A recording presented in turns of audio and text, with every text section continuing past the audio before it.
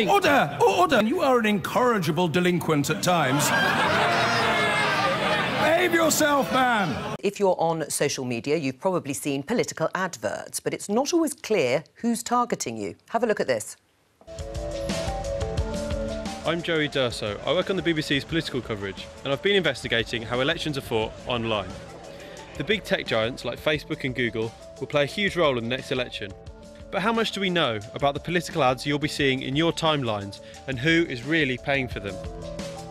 In the EU referendum, the Remain campaign had a bigger budget overall, but Vote Leave chose to pump more money into targeted or dark Facebook ads.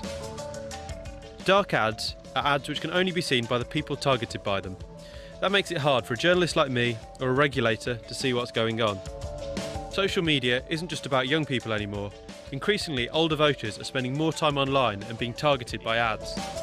For the younger age groups, so 15 to 24s and 25 to 34-year-olds, that around 8 in 10 of those are saying that they used Facebook in the past 3 months. But then we also see relatively high levels across the older age groups too. So say for 45 to 54-year-olds, we see that 2/3 of people are also saying they used it in the past 3 months. In recent months, Remainers have been spending big money on targeting as well. Look at these locally targeted ads arguing Brexit will be bad for your local hospital. Vote Leave spent £2.7 million on targeted ads in 2016. They were seen 169 million times overall, dwarfing TV viewership. Last year, Facebook responded to criticism by publishing an archive of political ads, showing how much was spent and by who. It also means we can now see how campaigns are reaching different groups, by age or by geographical area. So does this mean there's nothing dark about political advertising anymore? A few months ago, I spotted that a pro-Brexit group called Britain's Future was buying up Google Ads, bidding against the government to secure the top spot when people search, "What is the Brexit deal?" On Facebook, anti-Brexit groups are spending significantly more cash than pro-Brexit ones. People's Vote and Best for Britain have spent £750,000 on ads since October and don't reveal all their donors. We know even less about pro-Brexit Britain's Future, which has spent £400,000 on Facebook ads since October, but isn't registered with the Electoral Commission. According to Facebook, it's run by Tim Dawson, a screenwriter who wrote a few episodes of 2 pints of lager and a packet of crisps. This guy is the front man. The Guardian's seen documents that suggest that actually, behind the scenes, members of Sir Linton Crosby, who's a Tory strategist, members of his team are also working on this. So it suggests that even when you know the person who's fronting some of these groups that's spending a lot of money, you don't ultimately know who's maybe behind them or who's picking up the bill. That means there's still a lot we don't know about online political advertising. If we don't know where the funding's coming from, then it could be coming from anywhere. What we've seen in the way that the Russians have engaged in politics in other countries is through front organisations that look like community campaigns. So in America, they set up pages of supposedly local community groups lobbying on a particular issue, but it wasn't really a local community group. The page was being administered in St. Petersburg, and they were running ads from there. So the system has made it really easy for the Russians to do that. And I think, again, Facebook have a responsibility to check who's running adverts on their system. If there is an early election, I think we need to push through emergency legislation to bring our electoral law up to date. The ability for dark money to wash through the system and play a much bigger part in influencing opinion is far greater now than it's ever been, and we should be concerned about that. But with the social media landscape changing every day, it's hard to see how regulators can ever keep up. We did ask Tim Dawson and Linton Crosby's group for a response, but they didn't reply. Damien Collins in that film, Jennifer, talked about emergency legislation to stop our democracy being undermined. Do you agree with him? I think this is one of those issues where kind of our legislature hasn't kept pace with the development of technology.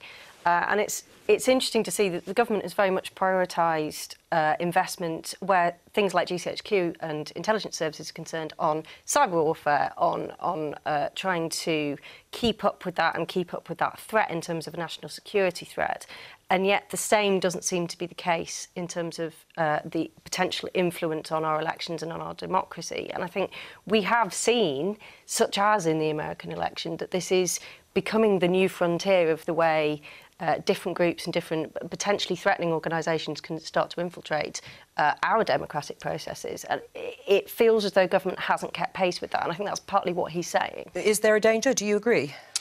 Well, I've always got to be slightly careful, I think, when we always cry government must regulate. I'm not absolutely certain what they're going to regulate, because at the end of it all, are we opposed to people making statements, if we don't agree with them, but making statements, or are we actually just opposed to money being outside the country or others from outside the country? The question I've got, this is where the problem of regulation arises. Yes, if we can find that the process is setting to pervert something deliberately, but it's really difficult with the social media to actually find a way of regulating this stuff. So I think we've got to be slightly careful. We've got to make sure we know what the target is, rather than just saying regulate everything. I think Damien Collins is right. You know, we have to act, and we have to act quickly. There are two problems. One is transparency, knowing what's going on. I mean, the traditional leaflets you get through the door, they will have printed and published by, and you know it's from a political party.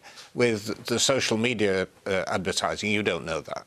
You don't know where the donors come from. I mean, we want clarity and transparency.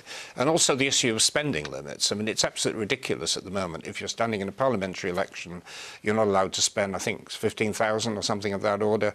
You know, and if you exceed it, potentially the agent, the candidate, go to jail. I mean, it's extremely restrictive. But millions have been poured into this new form of campaigning. So, yeah, we do need regulation, and it needs to be done quickly. You're surprised that spending by Remain groups, it seems, from a data that's been gathered by Politico, bigger than pro-Brexit. I'm sure that's perfectly true. I mean, I'm not trying to defend one side or the other, but the whole process needs to be made much more transparent. Should we know who's fronting these ads always on social media? To some extent, yes, but then I'm not sure if that necessarily informs the public who watch this stuff anyway, because just because you know means that, yes, you know, programmes like this or newspapers might pull it apart and you'll be able to attack it. But the reality is that for millions of Facebook users, they're just going to see these videos and these adverts and are just going to get sucked in anyway.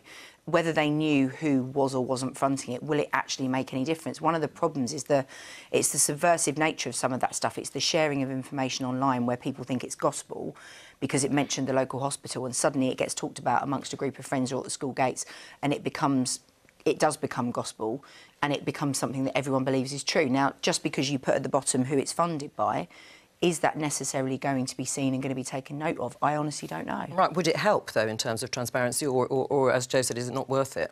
Well, I mean, at least at the moment you have a kind of level playing field where traditional political advertising is concerned, whether it's party political broadcasts on television or whether it's leaflets or, you know, having an imprint in the bottom of something. At least if there was some kind of standard online, then that would help. But I think I do kind of take the point, as far as campaigning groups go, at what point do you register with a regulator? At what point do you become a campaigning group? Could you put off some smaller groups that want, you know, some smaller single issue stuff? It takes 2 seconds to put a video together. Yeah. I mean, I get sent stuff from people, you know, outside who say, look at this or whatever, and I look at it, and it's often literally a kind of one-man or woman band that's put up some video themselves, and they've done a lot of graphics on it, nothing very special, sending a message to you about something which I might or might not agree with. But the point is that how do you get down and regulate that process? But because also there can be advantages for very small single-issue campaigns, local issues, whether it's a school crossing, you know, stuff like that, or a fundraising campaign. There can be reasons to have small campaigns. Which they can't afford to do. Which they can't start doing when you start regulating, which is a risk. So, well, is it overplayed, this idea of dark money infiltrating our system? Yeah. Yes, I mean, I don't want to be too conspiracy theory about it, but there is a genuine problem with the way the Russians have infiltrated our democracy here in the United States, and we can't just passively sit by and tolerate it.